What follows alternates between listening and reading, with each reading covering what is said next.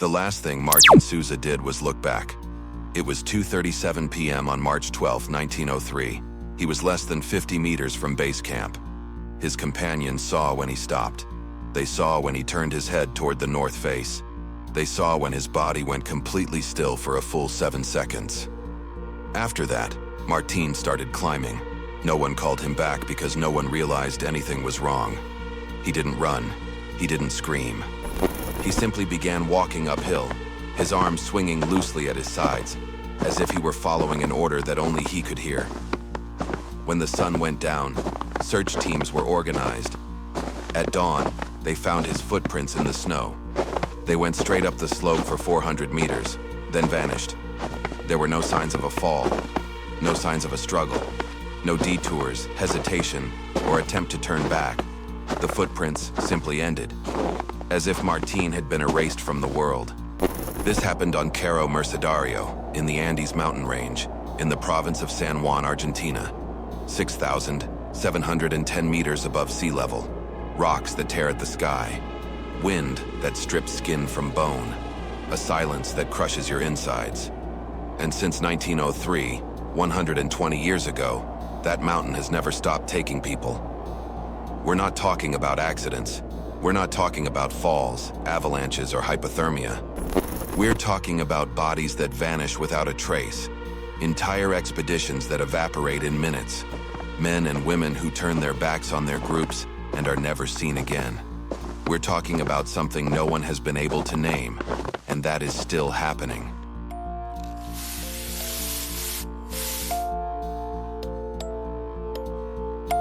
You won't find Cerro Mercedario in international travel guides.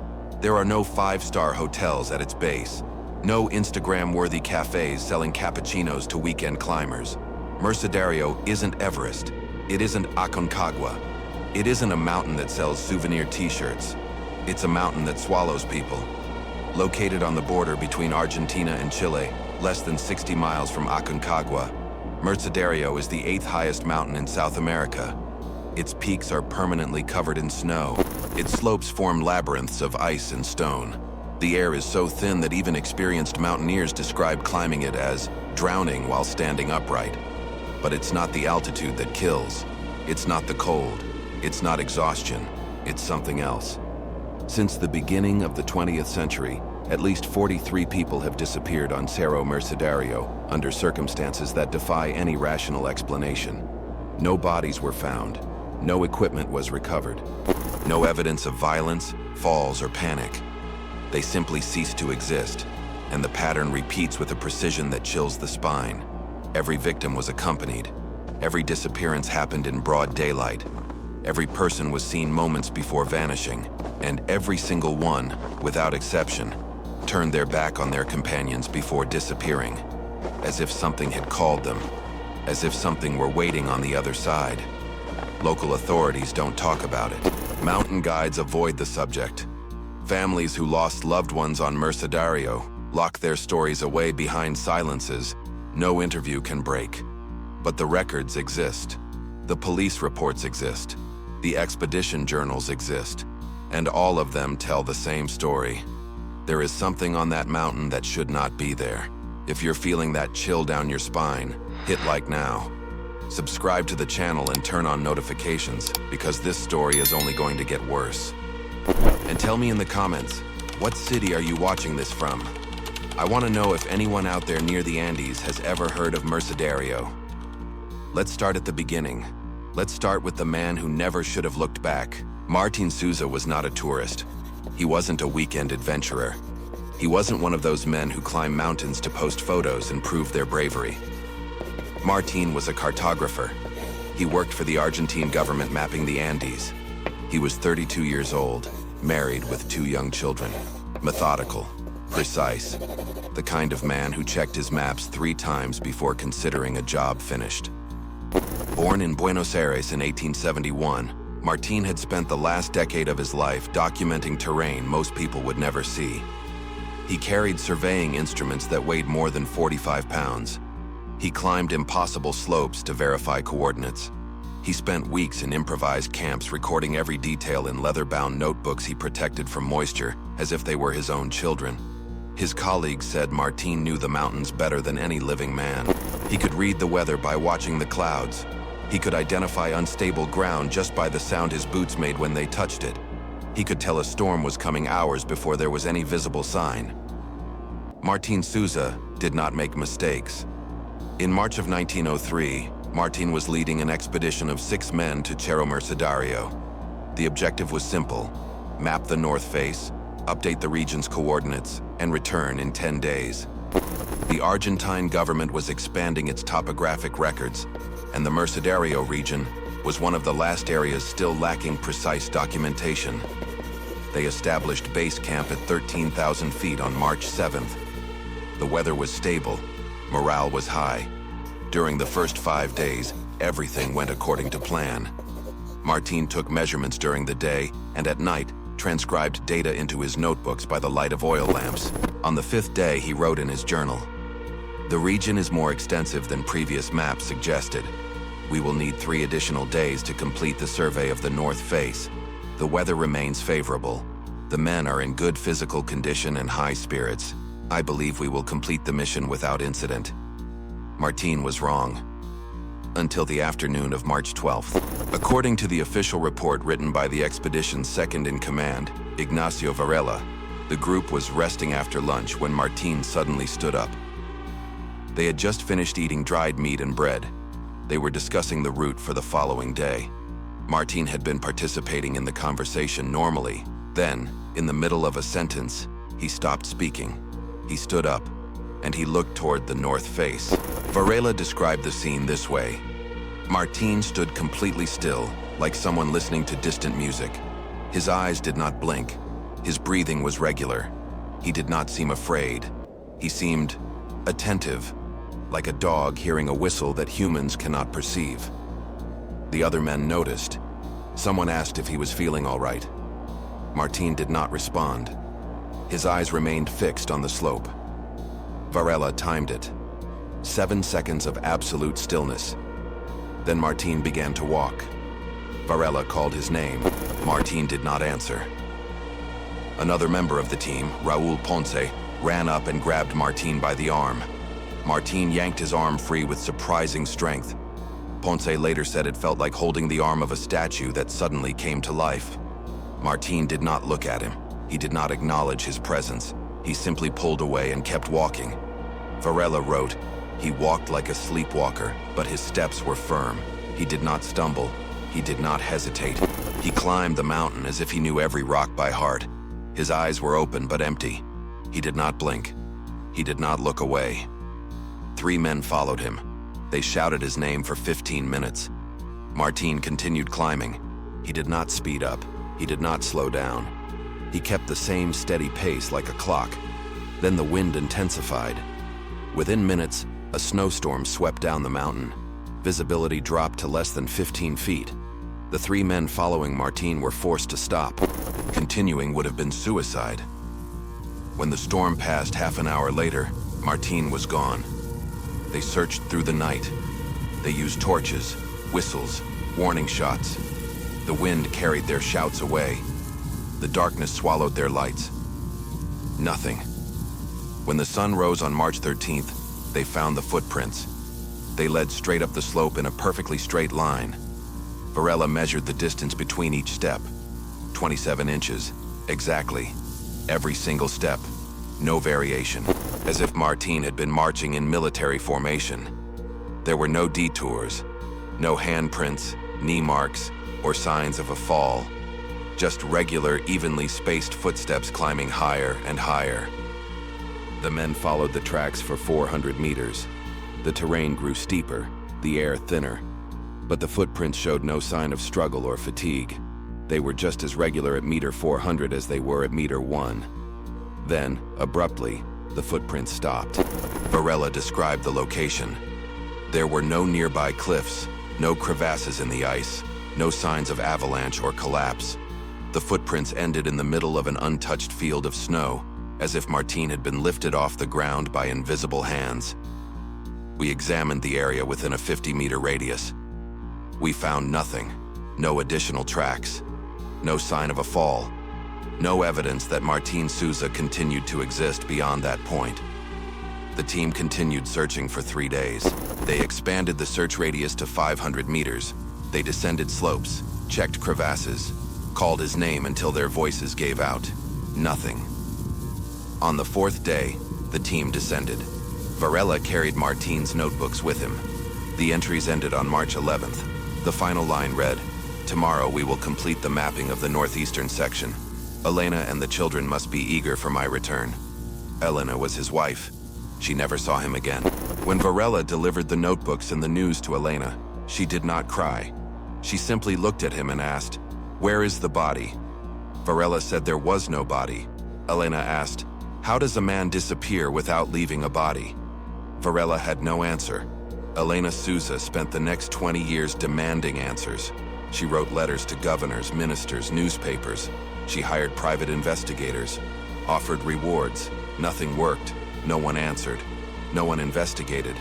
Martin's disappearance was filed as a mountaineering accident, body not recovered. But Elena never accepted it. She kept Martin's notebooks locked in a box. She reread his notes every night, searching for clues, signs, anything that could explain what had happened. She never found any.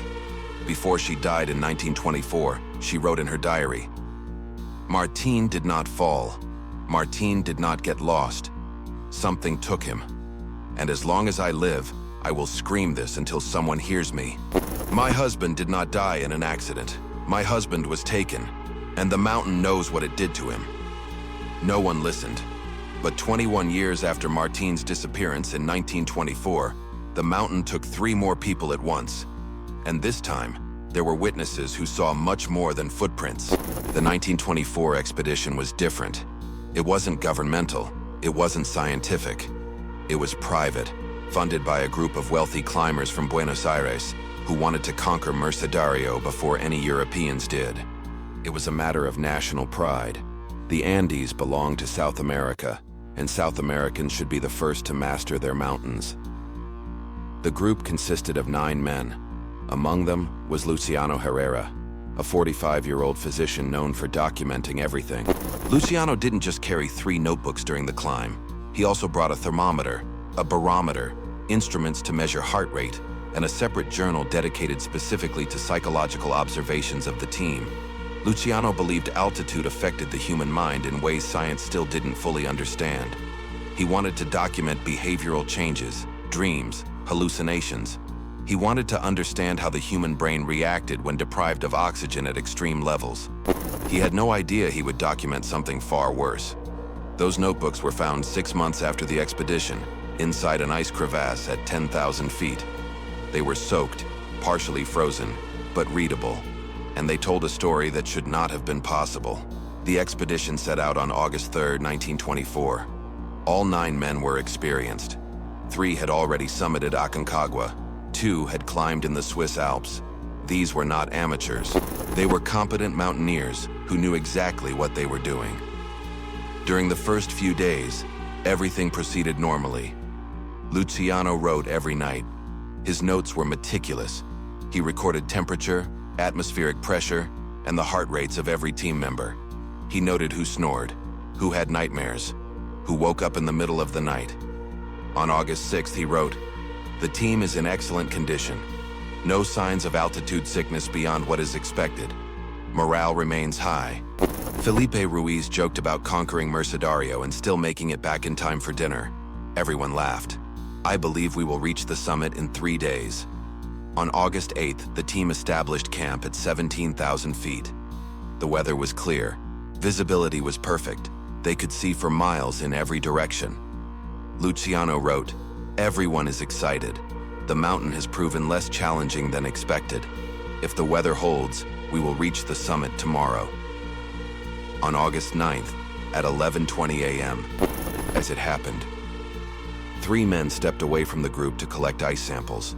It was a routine task. They would do it and return within 15 minutes. Their names were Felipe Ruiz, Augusto Navarro, and Diego Campos. They were less than 100 meters from camp.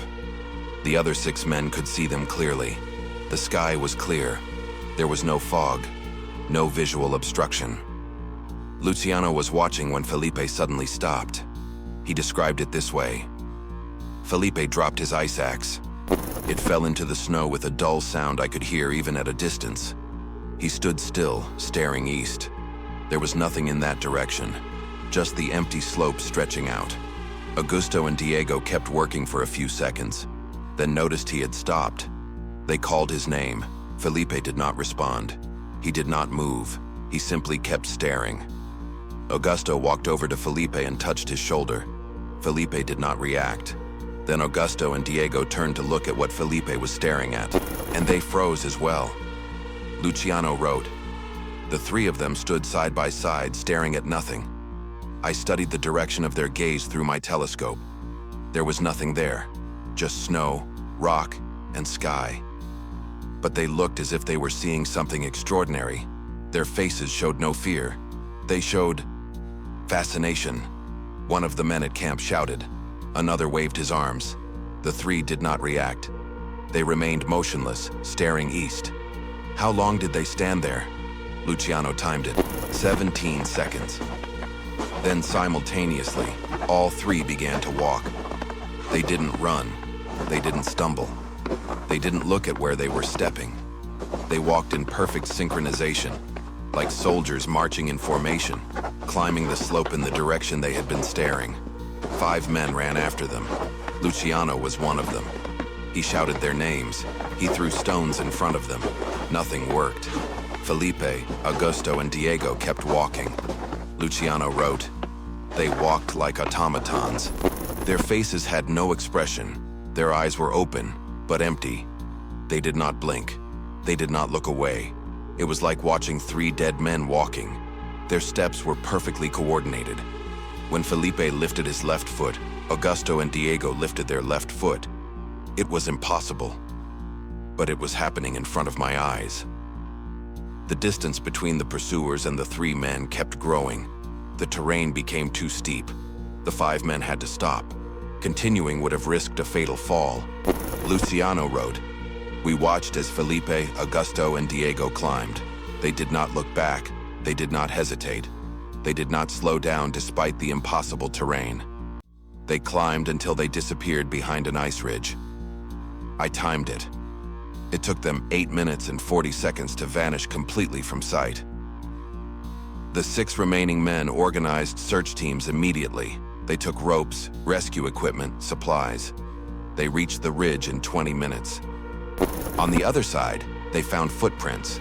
6 sets of footprints, 3 going up, 3 coming down. Luciano examined them carefully. The 3 ascending sets clearly belonged to Felipe, Augusto, and Diego. He recognized the boot patterns. But the 3 descending sets were different. Luciano measured them. He wrote, "The average length of the descending footprints is 15 inches. None of us wears boots that size. The width is 6 inches. Non-human proportions. The depth of the impressions indicates significant weight, estimated at no less than 260 pounds. There are no indigenous tribes at this altitude. There is no explanation for another person's presence. And even if there were, why would that person be descending while Felipe, Augusto, and Diego were climbing?" The descending footprints ended after 200 meters. They simply vanished, as if whoever made them had evaporated into thin air. The ascending footprints continued for another 300 meters. Then, they also ended. No cliffs, no crevasses. They simply stopped in the middle of untouched snow. The 6 men searched until sunset. They found nothing. No bodies, no equipment, no trace of the 3 men beyond footprints that led nowhere. Felipe Ruiz, Augusto Navarro, and Diego Campos were never found. The expedition was aborted the next day. The remaining 6 men descended in silence. No one spoke. No one joked. The atmosphere of triumph had been replaced by something heavier. Fear. Luciano stopped writing in his notebook after August 10th. The final entry read, "There is something wrong with this mountain. Something that does not belong to the natural world. I am descending before it takes me as well. May God have mercy on Felipe, Augusto, and Diego. Wherever they are now, I hope it was quick. I hope they did not suffer. When Luciano returned to Buenos Aires 3 weeks later, he sought out Martín Sousa's widow. Elena was still alive, 63 years old, still dressed in black. Luciano showed her his notebooks, told her everything. The footprints, the synchronization, the three men walking like marionettes. Elena listened in silence. When Luciano finished, she asked only one thing. "Did you see what they were looking at?" Luciano answered, "No, but I felt it." For a second, when the three of them stopped, I felt like something was looking back at me. Something old, something that had been waiting. Elena nodded. Martín looked at something too. He also stopped. He also walked. There is something up there on that mountain, something that calls people. Luciano Herrera never returned to the mountains. He spent the rest of his life working in his medical practice in Buenos Aires. He died in 1951 at the age of 72. On his deathbed, a nurse reported his final words, "Don't let anyone go up there. The mountain is waiting. It always has been. It always will be." But no one listened, and in 1958, 34 years later, the mountain took someone else. This time, a 12-year-old child, and it left behind something no mother should ever have to bury. Her name was Carmen Ortiz, 12 years old. Black hair braided down to her waist, brown eyes that smiled before her mouth did. She was the only child of Javier Ortiz, an experienced mountain guide who had worked in the region for over 20 years. Javier knew every mountain in the Andes, the way he knew the lines on his own hand. He had summited Aconcagua 17 times. He had guided hundreds of expeditions. He knew routes that didn't appear on maps. He knew caves to shelter in during storms. He knew the mountains, but he never took clients to Cerro Mercedario. He knew the stories. He knew about the disappearances. He knew old guides who refused to say the mountain's name out loud. Javier had one simple rule. Any mountain was fine, except Mercedario, until June of 1958. A group of American geologists offered him 3 times his normal rate. They needed to collect rock samples at the base of Mercedario for a study on volcanic formations. They wouldn't climb above 13,000 feet. It would be a 5-day expedition. Quick in, quick out. Javier needed the money. Carmen was supposed to start middle school the following March, a private school in Mendoza, a good school, an expensive one.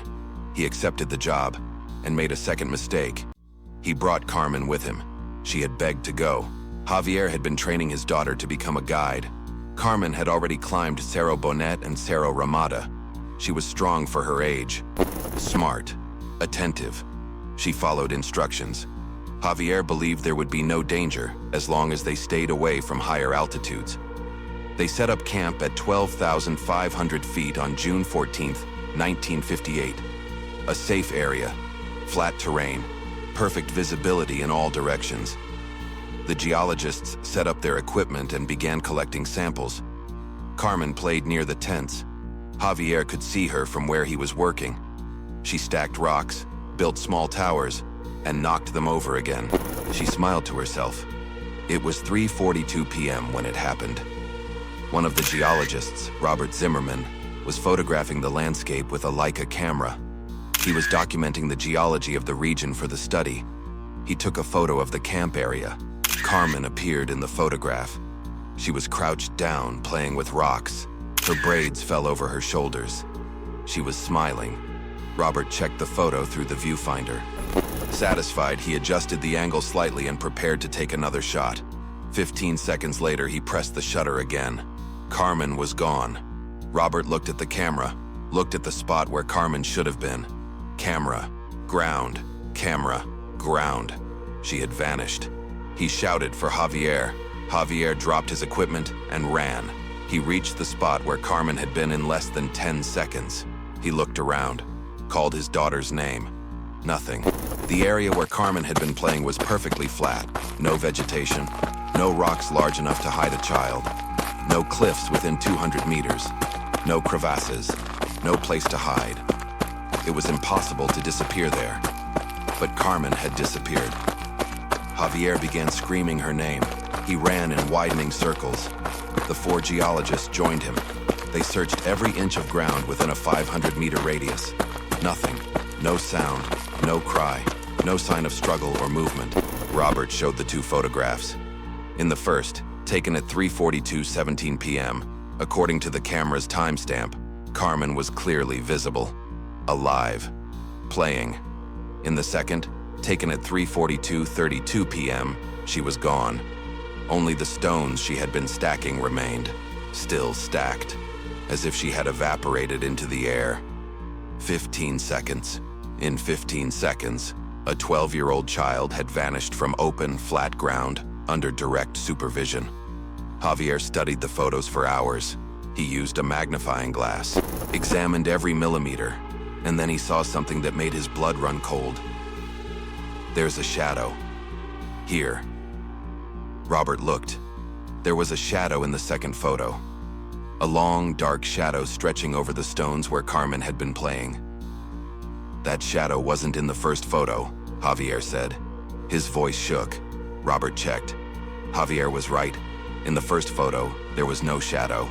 In the second, 15 seconds later, there was. But there was nothing casting it. No rock. No person. No structure. The shadow existed on its own. Javier organized a frantic search. He and the 4 geologists searched through the night. They used flashlights. They screamed until their throats bled. They checked every crack, every hole, every possible hiding place. Nothing. When the sun rose, Javier hadn't slept.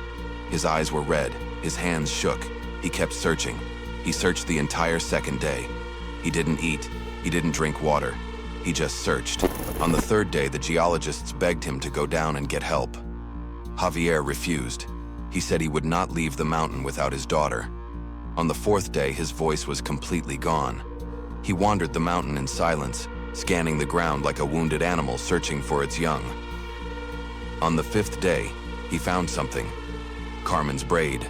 It was resting on a flat stone 400 meters from camp. It wasn't tossed aside. It wasn't tangled. It was carefully placed, perfectly straight, as if someone had set it there gently. Javier picked up the braid. There was no blood. No sign of violent cutting, no hair roots. The braid had been removed as if someone had simply pulled it free, without resistance. Javier pressed it to his chest and collapsed. The geologists found him 2 hours later, still clutching the braid, rocking back and forth, making a sound that wasn't crying. It was something more primitive. Animal. Authorities arrived 3 days later with professional rescue teams and tracking dogs. The dogs sniffed the area, then refused to go above 13,000 feet. They whimpered, pulled away from the handlers, trembled. When forced, they lay down and would not move. One handler with 30 years of experience said, "I've never seen this. These dogs are trained to find people buried in avalanches.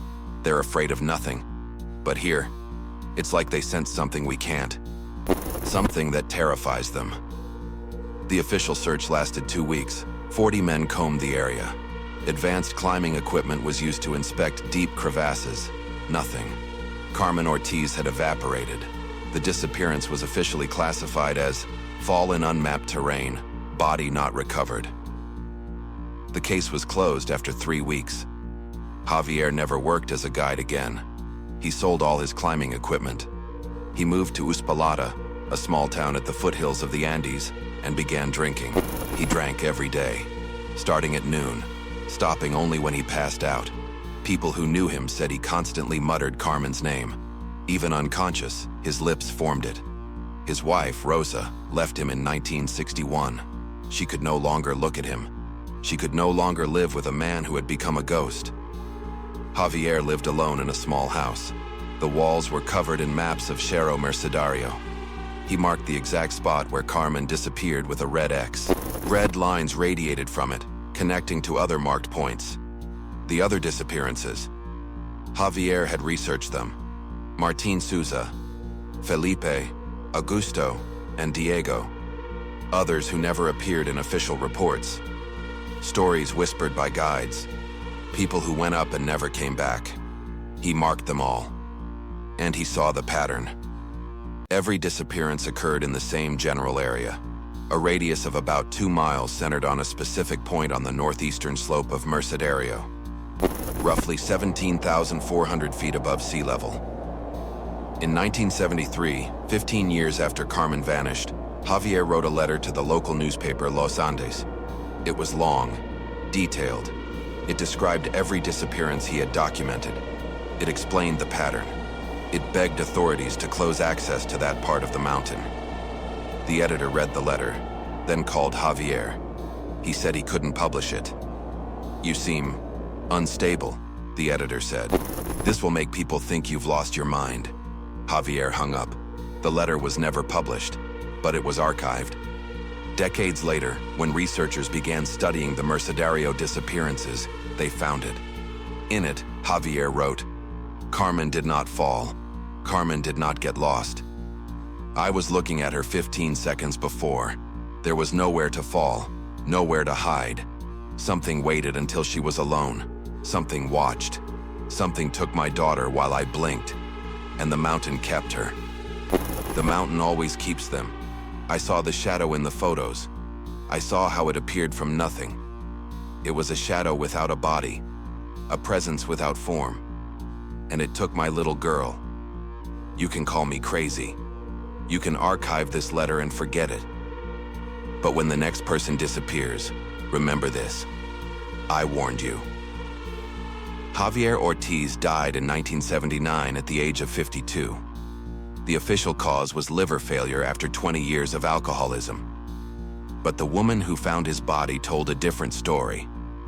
Her name was Maria Santos, a neighbor. She said she went to check on Javier after not seeing him for 3 days. The door was unlocked. She found him lying on the living room floor. He had been dead for at least 12 hours. That wasn't what terrified her. What terrified her were the marks. Javier was lying on his back, eyes open, mouth open. His arms were stretched above his head, as if reaching for something. And on the floor around him there were prints. Footprints. They weren't Javier's. They were larger, deeper, and they didn't lead to his body. They simply appeared around him, circled him, and then vanished, as if something had been there, watching, waiting. The 1982 expedition was unlike any that had come before. It was scientific, organized by the National University of Cuyo in partnership with Chilean researchers. It had government funding, modern equipment, and a very specific goal: to study the effects of extreme altitude on human psychology. The expedition leader was Dr. Ramiro Castellanos, a psychologist with a PhD from the University of Buenos Aires. He had published 3 books on human behavior under extreme conditions. He wanted to understand how oxygen deprivation affected decision-making, sensory perception, and emotional stability. The team included 6 researchers, a local guide named Esteban Rojas, and a documentary filmmaker named Tomas Vega. Tomas was there to film everything. The university wanted a complete documentary of the expedition, and Tomas filmed everything. The footage was recovered 6 months later. It shows things that should not exist. The expedition departed on November 1st, 1982. The first few days were uneventful. The footage shows the group climbing, setting up camps, collecting data. Everyone appears motivated, professional, confident. On November 7th, they established their final camp at 16,400 feet. The plan was to spend 3 days there conducting psychological tests and gathering data, then descend. The footage from November 7th shows the group having dinner. They laugh, they tell jokes. Dr. Valentina Sosa, one of the researchers, says, "Tomorrow we're going to make history. These data are going to revolutionize our understanding of high-altitude psychology." She was wrong. On the morning of November 8th at 9:30 a.m., it happened. Tomas's camera was running. He was filming the group as they ate breakfast. The recording shows 7 people sitting in a circle, eating granola and drinking hot tea. Then, abruptly, Dr. Valentina Sosa stops eating. She looks east. Her spoon freezes in midair, halfway between the bowl and her mouth. 3 seconds later, Dr. Castellanos also stops. He looks in the same direction. One by one, all 7 stop eating, stop talking, stop moving. All of them stare toward the east. On the recording, Tomas can be heard saying, "What are you looking at?" No one answers. No one moves. 7 people frozen, staring at the same point. Tomas turns the camera toward what they're looking at. The footage shows nothing unusual. Just mountains, snow, and sky. But when Tomas turns the camera back to the group, all 7 are standing, and then they start walking. All 7. At the same time, as if they had received a silent command. Tomas shouts, "Guys, what are you doing?" No response. They just walk. Their faces are expressionless. Their eyes are open but empty. They don't blink. Tomas drops the camera and runs ahead of them. The footage shakes violently. When he picks it up again, it shows Tomas standing directly in their path. They simply walk around him. They don't push him. They don't touch him. They flow around him like water around a rock and keep climbing. Tomas follows them. The camera captures 20 minutes of frantic, shaky footage as he runs after them, screaming their names, begging them to stop. They don't stop. They don't look back. They don't hesitate. They walk in perfect formation. Their steps are synchronized. When one lifts a left foot, they all lift their left foot. It shouldn't be possible, but it's happening. Then the camera captures something that later caused investigators to refuse to comment publicly. There is a figure in the distance. It is not part of the expedition. It is not Tomas. It stands on top of a rise in the ice about 300 meters ahead. The figure is tall, too tall, and it doesn't move. The footage is grainy because of the distance, but the silhouette is unmistakable. The proportions are wrong. The body is stretched vertically. The arms are too long. The head is too small, and the 7 researchers are walking straight toward it. Tomas notices the figure. The camera zooms in. Even with the low image quality, something is clear. The figure is not solid. There is a distortion around it, like heat rising off hot asphalt. Tomas shouts, "Who are you? What do you want with them?" The figure doesn't answer, but it turns its head. Slowly, deliberately, it turns its head toward Tomas. The camera shakes violently. The audio captures Tomas's panicked breathing. Then he turns and runs. The footage shows Tomas sprinting back toward camp. The camera records flashes of snow and sky. He's breathing so fast it sounds like a panic attack. When he finally stops and looks back, the 7 researchers are gone. So is the figure. Tomas remained alone at the camp for 4 days. The footage shows him sitting inside the tent, shaking, talking to himself. "They didn't come back," he says. "I shouldn't have let them go. But I couldn't look at that thing. The eyes. It had eyes. But they were wrong." On the 4th day, someone came back. It was Esteban Rojas, the local guide. The footage shows Esteban entering the camp at 6:15 a.m.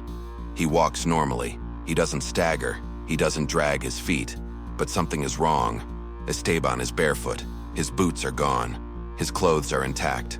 No tears, no blood, no signs of exposure to extreme cold. For someone who had been missing for 4 days at 16,400 feet, barefoot, he looked perfect. His skin wasn't pale. There were no signs of frostbite, no cuts, no bruises.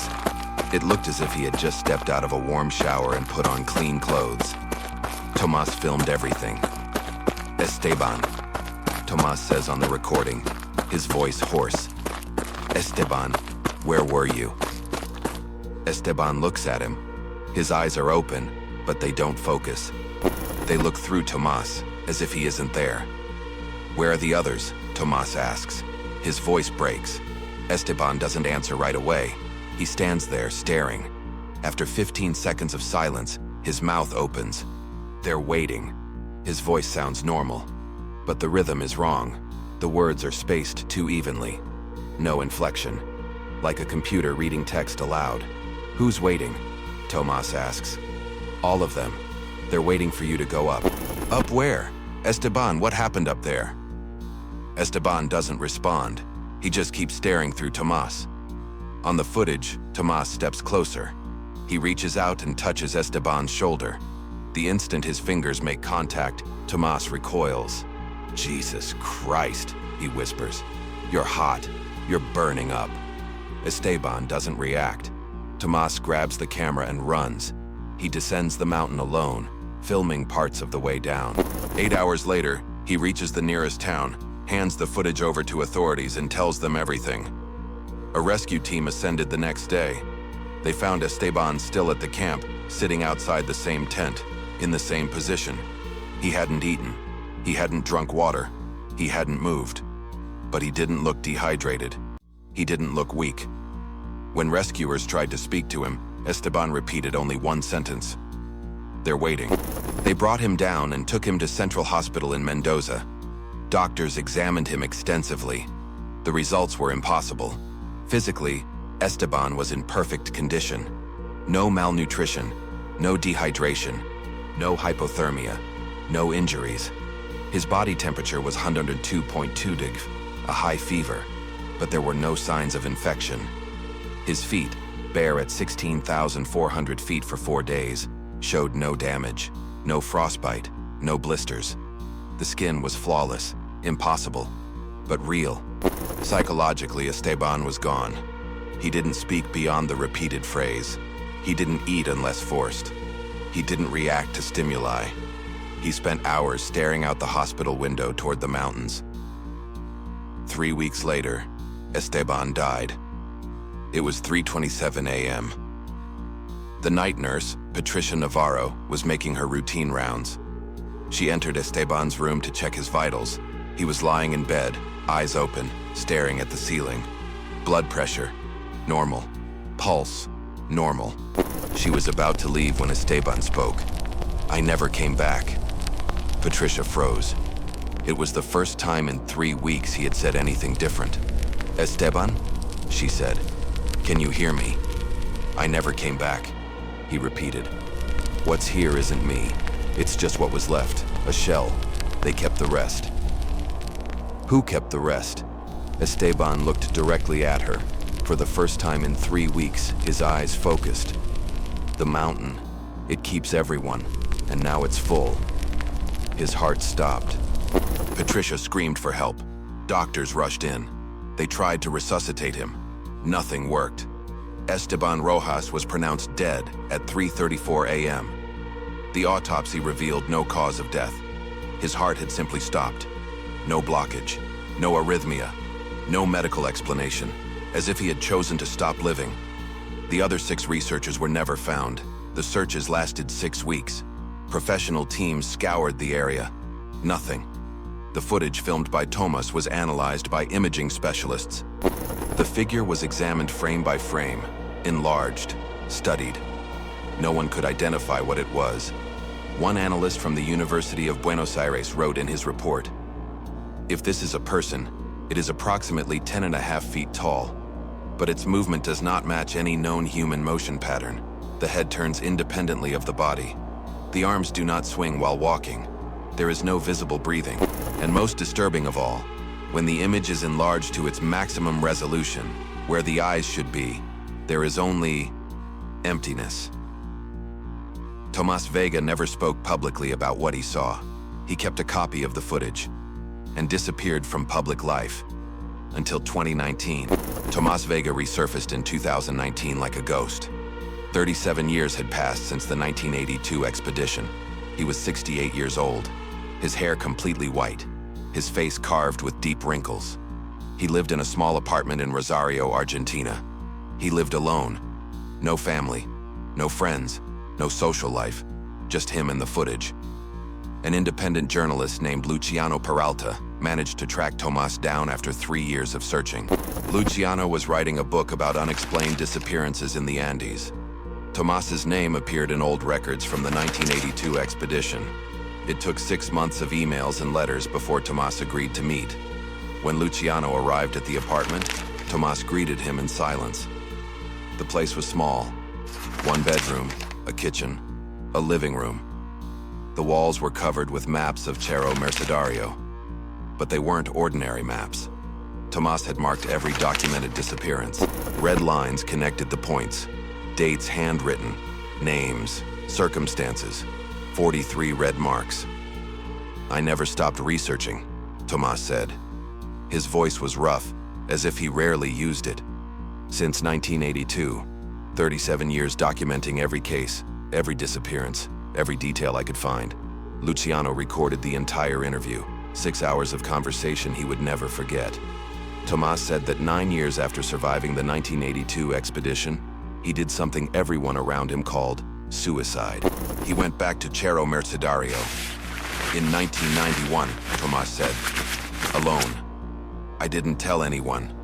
I took basic gear, a camera, and climbed to the exact spot where I saw the 7 disappear. Why? Luciano asked. Why go back? Because I needed to know. I needed to look at that thing again. I needed to understand what it was. Tomas set up camp at 16,400 feet, in the same place as the 1982 expedition. He waited. First day, nothing. Second day, nothing. Third day, nothing. On the 4th day, at 11:33 a.m., it happened. I was sitting outside the tent, Tomas said. Clear sky, perfect visibility. Then I felt it. That feeling of being watched. The same feeling as in 1982, like something enormous had just focused its attention on me. He turned his head, and he saw it. The figure. Exactly like in 1982.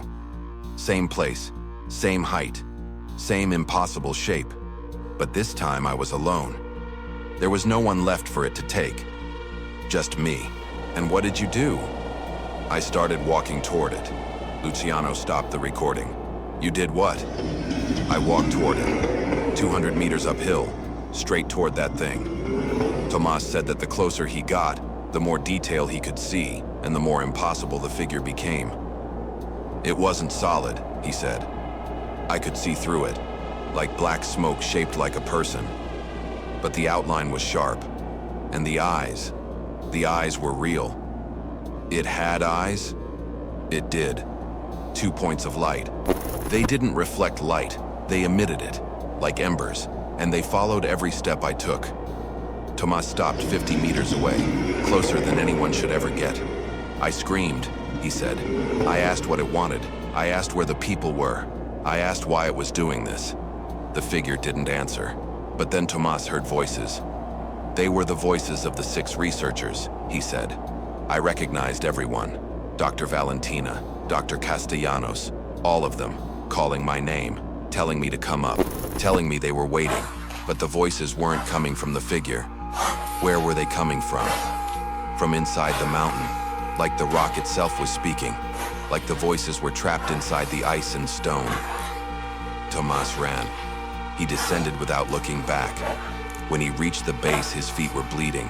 He had lost a boot and didn't remember when. He never returned. During the interview, Luciano asked whether Tomas believed there was a rational explanation.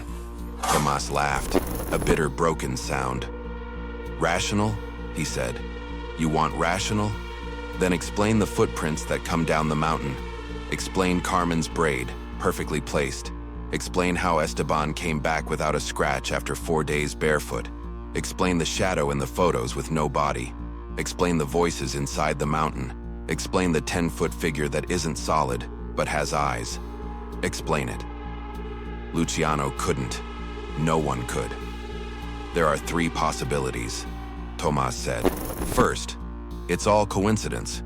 43 people died in separate accidents over 120 years, and all the strange evidence is just strange. Second, there's something scientific we haven't discovered yet. Magnetic fields that cause hallucinations. Toxic gases that induce sleepwalking. Something. Third. He stopped. Third, Luciano pressed. Third, the mountain is alive, and it's hungry. Tomas showed Luciano a metal box. Inside were hundreds of pages, police reports he had collected over decades, yellowed newspaper clippings, letters from victims' families, expedition journals. They all tell the same story, Tomas said. People stop, they look at something, they walk, they disappear, and they're never seen again. 43 times in 120 years, always within the same 2-mile radius, always above 13,000 feet, always in daylight. Do you think it's supernatural? I think it's something that doesn't fit into our categories of natural and supernatural. It exists outside what we understand as possible. Luciano asked to see the 1982 footage again. Tomas inserted the VHS tape into an old VCR. They watched in silence. When the figure appeared, Tomas paused the image. "Look there," he said, pointing to the lower left corner of the screen. Luciano leaned in. There was something in the snow, something partially visible, something that shouldn't have been there. "What is that?" "I didn't notice it when I filmed. I only saw it years later, after reviewing the footage frame by frame for the 100th time." Thomas zoomed in. The image quality was terrible, pixelated, but the shape was unmistakable. It was a hand, a human hand emerging from the snow, fingers curled as if trying to grab something. "It was less than 30 feet from where the figure was standing," Tomas said. "I walked right past it and didn't see it, but the camera did." "You think it's one of the researchers?" "I don't know, but I know this. That hand wasn't rigid. It wasn't frozen. The fingers were curled as if they were still alive, like someone was buried there trying to get out." Thomas turned off the television. "After I came back in 1991, I started having dreams," he said. "Every night, the same dream. I'm climbing Mercedario. I reached the place where I saw the figure, and they're all there. Martin Sousa, Carmen Ortiz, the 7 researchers, all 43, standing in a circle, watching me, and in the center of the circle is the figure, waiting, always waiting. Waiting for what? For me, to complete the number." Luciano published the interview on his blog in March 2020. It received fewer than 300 views, a handful of comments, no impact. 6 months later, Tomas died. It was a massive heart attack. He was found in his apartment 3 days later after a neighbor noticed the smell. When police entered, they found Tomas lying on the living room floor, surrounded by maps. His eyes were open. His right hand was outstretched, pointing at one of the maps on the wall. The map of Cerro Mercedario. Beside the body was a handwritten note. Tomas Vega's final words. "Don't let anyone go up there. The mountain is waiting. It always has been. I should have died in 1982. But it let me live. It let me tell the story. Now it's calling me back. I can hear it, every night, calling my name, saying it's time to complete the circle. Don't go up, please, don't go up." Luciano kept the note. He tried to interest publishers in a book about Mercedario. Every one of them refused. "Too niche," they said. "No commercial appeal." But in 2023, something changed. A group of American climbers announced plans to make a documentary about forgotten mountains of South America. Cerro Mercedario was on the list. They had sponsorship from a streaming platform, cutting-edge equipment, confidence. Luciano tried to warn them. He sent detailed emails, copies of Tomas's interview, data on all 43 disappearances. He begged them to choose another mountain. They never replied. The expedition departed on March 15, 2023. 5 people, 2 Argentine guides, 3 American climbers. On March 21st, the guides descended alone. Their faces were pale. Their hands were shaking. The 3 Americans had disappeared. The circumstances were identical to every other case. On the 6th day of the expedition, while filming the sunrise, the 3 stopped talking. They looked in the same direction. They started walking. The guides tried to stop them. They couldn't. The 3 Americans simply walked uphill and vanished. One of the guides, Gabriel Soto, gave an interview to local television. His words were broadcast nationwide. "It wasn't an accident," he said. "It wasn't a mistake. It was like something called to them, and they couldn't resist. I saw it in their eyes. They were empty, like puppets being controlled." When the interviewer asked whether he would ever return to Mercedario, Gabriel answered with 5 words that said everything. "I'd rather starve to death." The bodies of the 3 Americans were never found. Their families demanded investigations. The Argentine government sent search teams. They searched for 6 weeks. Nothing. 46 disappearances now, 120 years. The same pattern, the same mountain. And the last thing one of the Americans did before vanishing was send a text message to his wife. It was sent at 9:17 a.m. on March 21st, 2023. It read, "I'm seeing something strange. I need to take a closer look." He never sent another message. And now, as you watch this video, Cerro Mercedario is still there. Silent, snow-covered, 6,710 meters of ice and rock, and something else. Something that waits. Something that calls. Something that takes. 120 years of disappearances. 120 years of people turning their backs on their companions and never returning. 120 years of families with no bodies to bury. No answers, no explanations. And the question remains hanging in the thin air of that cursed mountain. What does Cerro Mercedario do to people? No one knows. No one can explain it. And maybe it's better that way. Because if we knew the answer, we might never sleep again. On January 15th, 2026, 2 days ago, a Chilean mountaineer named Roberto Lira climbed Cerro Mercedario alone. He was 34 years old, experienced. He had already submitted 6 peaks above 20,000 feet. He didn't believe in stories about haunted mountains. At 2:32 p.m., he sent a photo to his family from base camp. In the picture, he's smiling, giving a thumbs up. Behind him, the mountain rises against a clear blue sky. At 7:47 p.m., he sent another message. "Tomorrow I'm going for the summit. Wish me luck." It was the last message he ever sent. The following morning, Roberto stopped responding.